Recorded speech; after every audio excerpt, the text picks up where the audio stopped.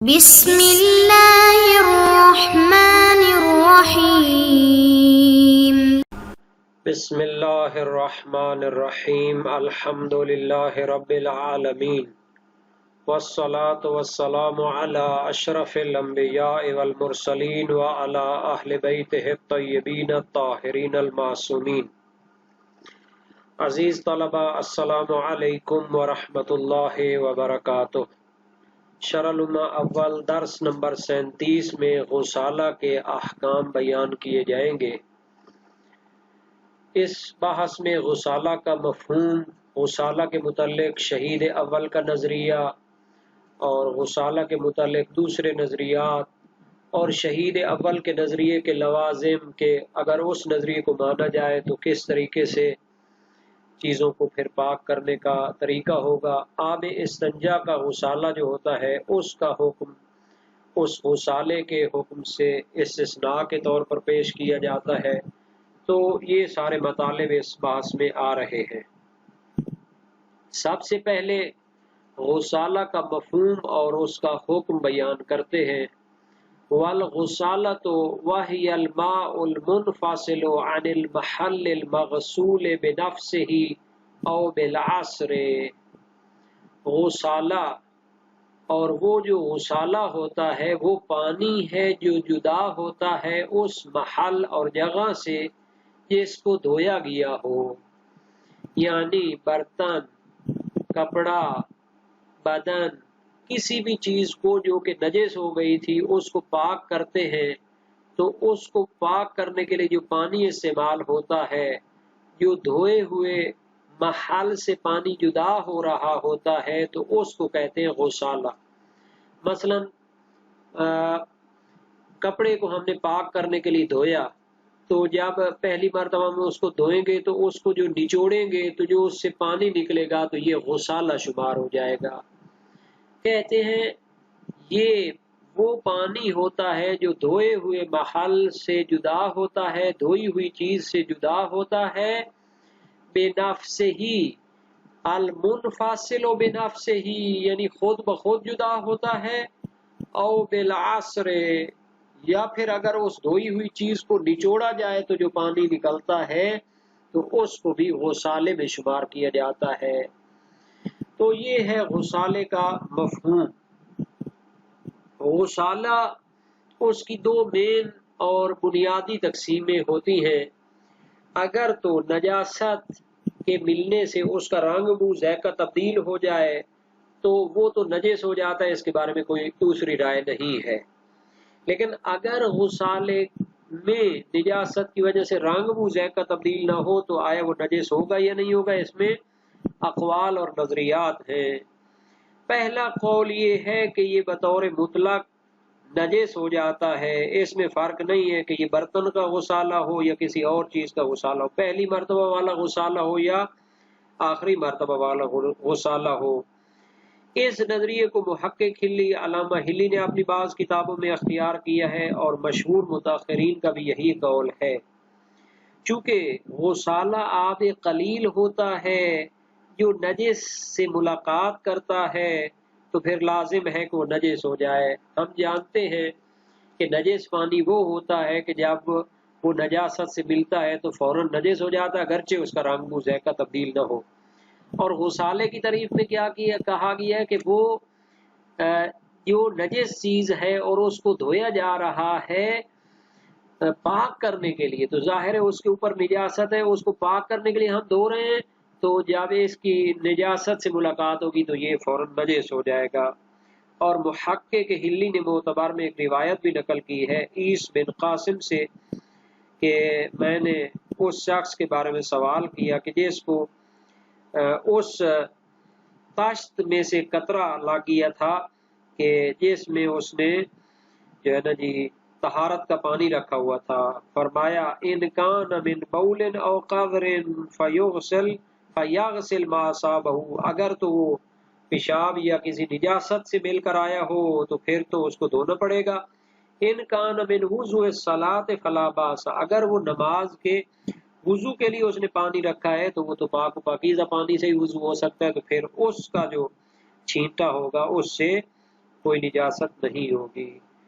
دوسرا قول ہے کہ غسالہ بطور مطلق پاک ہوتا ہے۔ جامع المقاصد میں محقق دوم محقق ثانی کرکی نے لکھا ہے کہ یہ متقدمین میں مشہور تر نظریہ تھا۔ سید مرتضیٰ نے اس کے بارے میں دلیل دی ہے کہ اگر ہم نجاست کو دھونے کے لیے جو آب قلیل استعمال ہوتا ہے اس کو بھی نجس قرار دیں تو اس سے نتیجہ یہ نکلے گا کہ متنجس کو کوئی چیز پاک نہ کر سکے مگر صرف پر پانی اور جاری پانی وغیرہ میں اس کو جا کے دھوئیں، حالانکہ تعلی باطل ہے، یعنی اس جو دلیل ہے اس کا دوسرا جو قضیہ ہے وہ باطل ہے، چونکہ اس سے بہت زیادہ مشقت لازم آتی ہے اور اس کا ظاہراً کوئی قائل بھی نہیں ہوگا۔ تیسرا قول ہے کہ وہ تفصیل دیتے ہیں، اگر پہلا غسالہ ہو، پہلی مرتبہ کپڑے کو مثلا دھو رہے ہیں پاک کرنے کے لیے، پہلی مرتبہ اس کو دھویا ہے اور جو اس سے نچوڑیں گے پانی تو وہ نجس ہوگا، لیکن دوسری مرتبہ کا جو غسالہ ہوگا تو وہ پاک ہوگا، کیونکہ پہلی مرتبہ کا غسالہ جو ہے نا وہ نجاست کو ملا ہے اور آب قلیل ہے تو وہ نجس ہو جائے گا، لیکن دوسری مرتبہ کا غسالہ کیا ہوتا ہے، اس پوری نجاست کو دور کر دیتا ہے۔ دوسری مرتبہ کو جو دھونا ہوتا ہے وہ کیا ہوتا ہے، بعض شریعت کی طرف سے ایک تعداد کو پورا کرنے کے لیے ہوتا ہے، تو اس میں قاعدہ طہارت بھی ہوتا ہے اور نجاست کی دلیل بھی نہیں ہے۔ اور تیسرا اس کا یہ بھی دلیل دیتے ہیں کہ اگر غسالے کا پانی مطلقاً نجس ہو تو پھر کبھی بھی محل اس سے پاک نہیں ہوگا، چونکہ یہ جو نجس پانی اس سے جدا ہو رہا ہے اگر یہ آگے کسی چیز کو نجس کر سکتا ہے تو خود جس محل سے نکل رہا ہے تو اس کو بھی تو نجس کر کے آ رہا ہوگا۔ بہرحال یہ اقوال ہیں، ان کی کافی توجیحات اور جناب المناقشات اور دلیلیں وغیرہ موجود ہیں۔ ابھی ہم آتے ہیں جناب علی شہید اول نے کیا نظریہ اختیار کیا ہے، تو شہید اول فرماتے ہیں الغسالۃ کالمحل قبلہا، غسالے کا حکم اس محل کی طرح ہے، اس چیز کی طرح ہے جس کو دھونے کے لیے پانی ڈالا گیا تھا، اور اس غسالے کے نکلنے سے پہلے جو اس محل کا حکم ہے اسی طرح اس غسالے کا بھی حکم ہوگا۔ اے قبل خروج تلک الغسالہ، یعنی اس غسالے والے پانی نکلنے سے پہلے جو محل کا حکم ہے وہ غسالے والے نکلنے والے پانی کا بھی وہی حکم ہوگا۔ اب مثال کے طور پر ہم نے کپڑے کو دھویا ہے پاک کرنے کے لیے اور اس کے بارے میں کہا گیا کہ 2 مرتبہ کپڑے کو دھوئیں، اب پہلی مرتبہ ہم نے اس میں پانی ڈالا اور اس کو نچوڑا، تو یہ جو پہلی مرتبہ کا غسالہ نکل رہا ہے اس کا حکم اسی کپڑے کی طرح ہے، اور اس غسالے کے نکلنے سے پہلے جو اس کا حکم تھا اس غسالے کا بھی وہی حکم ہے۔ اس کپڑے کو پہلی مرتبہ جب دھوتے ہیں تو اس غسالے کے نکلنے سے پہلے کپڑے کا کیا حکم ہوتا ہے، وہ نجس ہوتا ہے، یہ غسالہ بھی نجس ہے، اور اس کپڑے کو 2 مرتبہ دھونا واجب ہوتا ہے، پس اگر یہ غسالہ کسی چیز کو لگتا ہے تو اس کو بھی 2 مرتبہ دھونا واجب ہو جائے گا۔ اور اگر یہ 1 مرتبہ کپڑے کو دھونے کے بعد دوسری مرتبہ کا غسالہ ہے تو پھر اس دوسری مرتبہ کے غسالے سے نکلنے سے پہلے محل اور اس کپڑے کا کیا حکم ہے، یعنی اب اس کو 1 مرتبہ دھونا تھا، 1 مرتبہ پہلے اس کو دھو چکے ہیں، تو اب یہ اگر کسی چیز کو لگتا ہے یہ پانی غسالے کا تو پھر اس کو فقط 1 مرتبہ دھونا کافی ہوگا۔ اس طرح کے تفصیل شہید ثانی دیتے ہیں فَإِنْ كَانَتْ مِنَ الْغَسْلَةِ الْأُولَىٰ، اگر یہ غسالہ پہلے دھونے سے ہو واجب غسل ما اصابت ہو تمام العدد، تو یہ غسالہ جس چیز کو لگے گا اس کو بھی تمام عدد دھونا واجب ہوگا، یعنی اس کو بھی 2 مرتبہ دھونا واجب ہوگا۔ واجب ہے غسل ما، اس چیز کو بھی دھوئیں، ما اصابت ہو جس کو یہ غسالہ لگا ہے، تمام العدد مکمل عدد اس کو دھوئیں، اگر 2 مرتبہ دھونا واجب ہوتا ہے اس غسالے کے نکلنے سے پہلے تو اس کو 2 مرتبہ دھوئیں، تو یہ سارا۔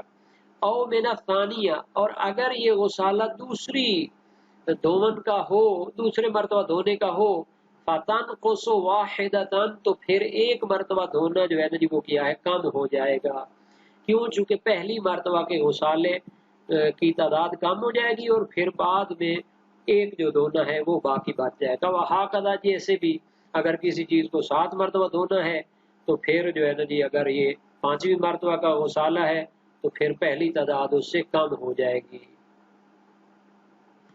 وَهَذَا يَتِمُّ فِي مَا يُغْسَلُ مَرَّتَيْنِ لَا لِخُصُوصِ النَّجَاسَةِ.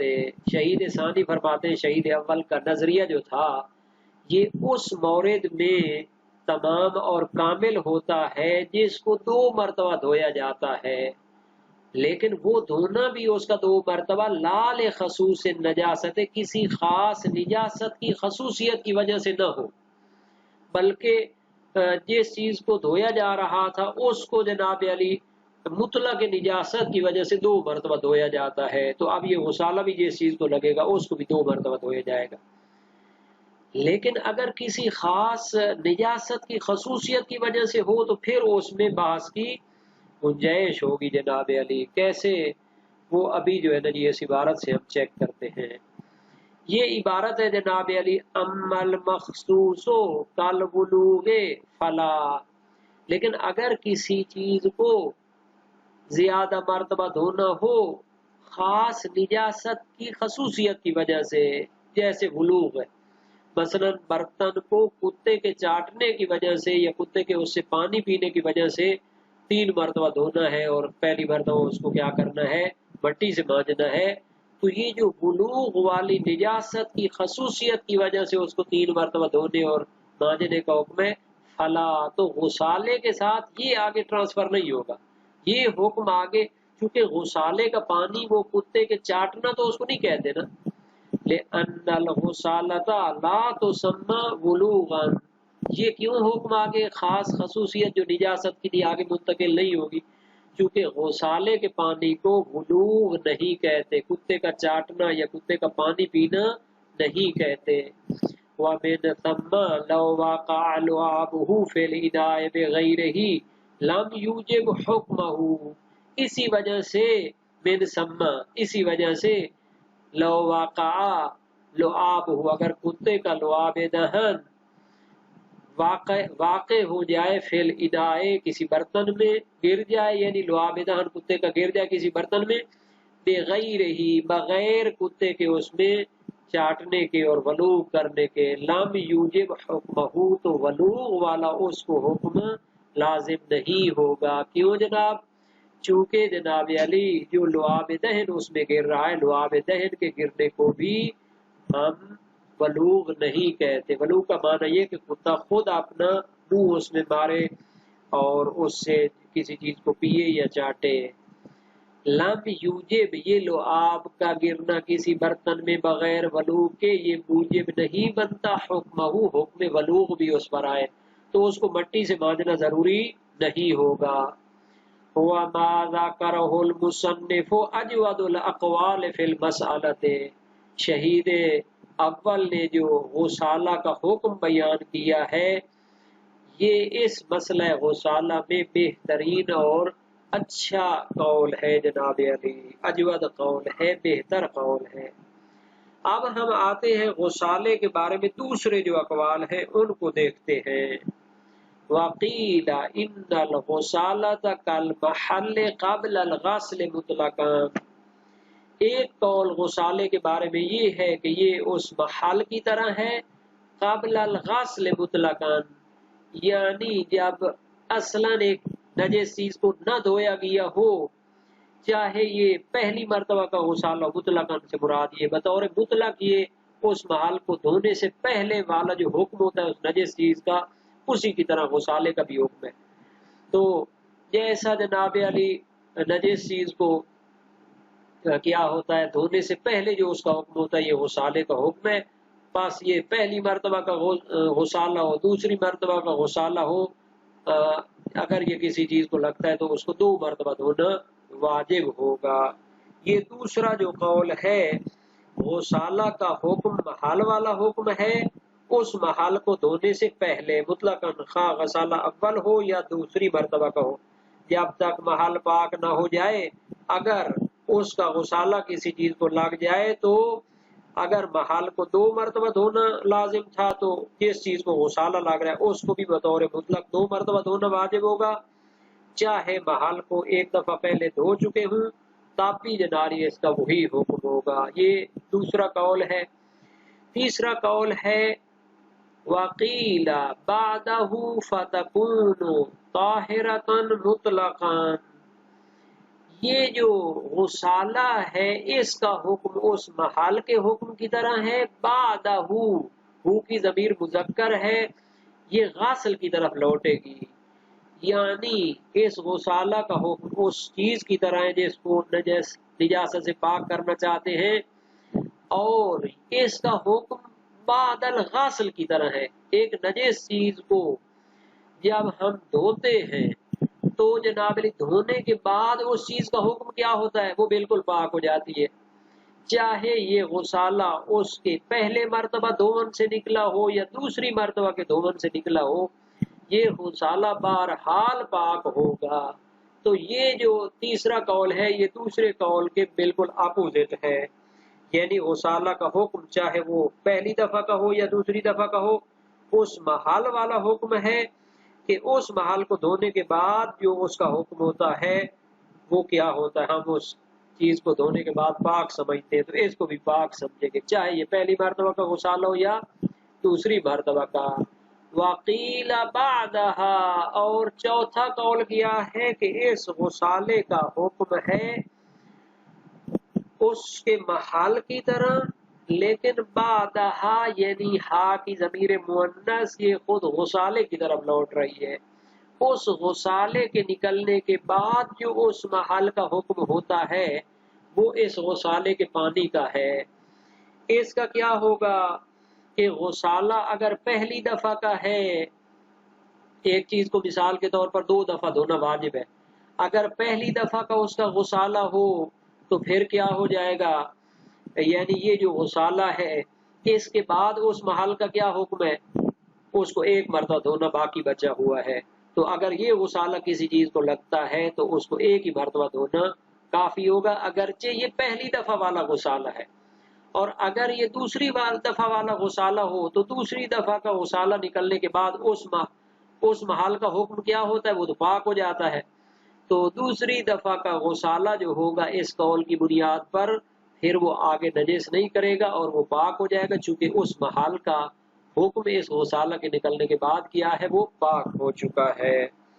تو یہ 4 اقوال ہیں جناب علی جو غسالہ کے بارے میں پائے جاتے ہیں، اور ان کا جو فرق ہے اس کو بھی واضح کر دیا گیا ہے. اب ہم آتے ہیں جناب علی وَيُسْتَثْنَى مِنْ ذَلِكَ مَاءُ الْإِسْتِنْجَاءِ، اس غسالے کے حکم سے استثناء کیا گیا ہے استنجے کا پانی. استنجے کا پانی کیا ہوتا ہے جناب؟ وہ بھی تو جب ہم استنجا کرتے ہیں طہارت پیشاب پخانہ کرنے کے بعد محل کو دھونے کے لیے جب ہم پانی ڈالتے ہیں تو اس کو استنجا کہتے ہیں. تو اب یہ استنجے کا جو پانی ہوتا ہے یہ بھی ایک قسم کا غسالہ ہے، چونکہ ہم اس کو کیوں ڈالتے ہیں تاکہ مثلا وہ محل نجاست کو پاک کیا جائے. اس کو غسالے کے حکم سے استثناء کیا گیا ہے، یعنی غسالے کے بارے میں جو باتیں تھی کہ وہ نجس ہوتا ہے پاک ہوتا ہے، اس کا حکم کل محل قبلہا کل محل بعدہا، یہ ساری جو باتیں تھیں یہ ماء استنجا کے بارے میں جاری نہیں ہوتی، اور اس حکم سے اس کو پاک کیا ہے، استثناء کیا گیا، جدا کیا گیا ہے. کیا جدائی ہے جناب؟ فَغُسَالَتُهُ طَاهِرَةٌ مُطْلَقًا، استنجا کا جو غسالہ ہے وہ پاک ہوتا ہے بطور مطلق، چاہے پہلی مرتبہ کا غسالہ ہو چاہے دوسری مرتبہ کا غسالہ ہو. مَا لَمْ تَتَغَيَّرْ بِالنَّجَاسَةِ، جب تک اس میں نجاست ملنے سے اس کا رنگ بو ذائقہ تبدیل نہ ہو جائے، چونکہ یہ آب قلیل ہے، اگر رنگ بو ذائقہ تبدیل ہو گیا تو پھر یہ کیا ہو جائے گا، نجاست کے ملنے سے نجس ہو جائے گا. او تو سب بے نجاست خارجۃ عن حقیقت الحدث المستنجى منه، یا اس میں کوئی ایسی نجاست مل جائے، ایسی خارجی نجاست مل جائے جو اس حدث کی حقیقت کے سے خارج ہو کہ جس سے استنجا کیا جا رہا ہے، یعنی پیشاب اور فضلہ کے علاوہ کوئی دوسری نجاست خون وغیرہ اس میں مل جاتا ہے تو پھر بھی وہ کیا ہو جائے گا؟ نجس ہو جائے گا۔ اور محلہ سے کیا مراد ہے جناب؟ کہ محل حدث، وہ جو خود مخرجین ہوتے ہیں اس سے ہٹ کر جناب یعنی کوئی نجاست، یعنی اس سے یہ کہنا چاہتے ہیں کہ اگر نجاست پیشاب اور فضلہ جو ہے وہ انسان کے جناب یعنی محل طہارت سے بہت زیادہ پھیل جاتے ہیں تو پھر بھی وہ غسالہ جو ہوتا ہے ماء استنجا والا وہ نجس ہو جاتا ہے۔ بس یہ توضیح المسائل میں بھی احکام پائے جاتے ہیں اور جناب علی ان مسائل کو ذکر کیا گیا ہے۔ ہم چاہیں گے کہ یہاں پر ماء استنجا کے جناب حکم کی دلیل پیش کر دیں۔ وہ روایت صحیح محمد بن نعمان، میں نے عرض کی امام صادق علیہ السلام سے کہ میں خلا سے نکلتا ہوں اور پانی سے استنجا کرتا ہوں، تو وہ پانی جو جس سے میں نے استنجا کیا ہے وہ میرے کپڑے پر پڑ جاتا ہے۔ فقال لا بأس بہ، فرمایا اس میں کوئی حرج نہیں ہے، جو پانی استنجے کے لیے استعمال کیا جاتا ہے تو اگر کپڑے کو لگ جاتا ہے تو اس سے کوئی حرج نہیں ہے۔ اور اسی طرح ہاشمی کی خبر ہے امام صادق علیہ السلام سے، وہ بندہ کہ یقع ثوبہ علی الماء الذی استنجا بہ ثوبہ، اس کا کپڑا اس پانی پر پڑ جاتا ہے جس سے اس نے استنجا کیا ہے۔ ینجس ذلک ثوبہ، کیا وہ اس کے کپڑے کو نجس کر جائے گا؟ فرمایا نہیں۔ تو اصحاب نے اس میں، علماء نے اس میں شرط لگائی ہے کہ وہ نجاست کے ذریعے متغیر نہ ہو، کہ چونکہ اگر متغیر ہو جائے تو وہ کثیر پانی بھی نجس ہو جاتا ہے اور بہت زیادہ محل طہارت سے وہ نجاست جو ہے وہ پھیل بھی نہ چکی ہو۔ تو یہ وہ حکم تھے کہ جو روایات وغیرہ کی روشنی میں ثابت ہیں۔